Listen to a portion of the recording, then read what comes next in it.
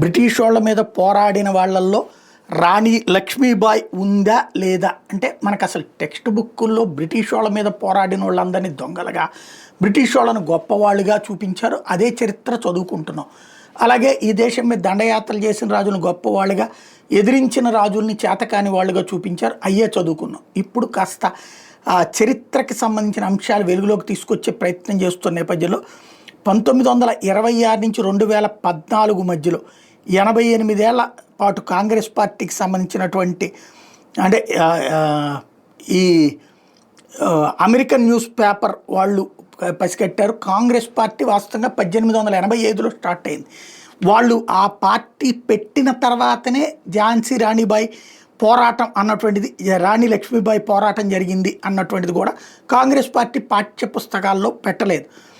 ఈ రాణి లక్ష్మీబాయికి సంబంధించినటువంటి 1926 నాటి అమెరికన్ న్యూస్ పేపర్లో వచ్చినటువంటి వార్త ఇప్పుడు హైలైట్ చేస్తూ నెటిజన్స్ అదే ప్రశ్నిస్తున్నారు.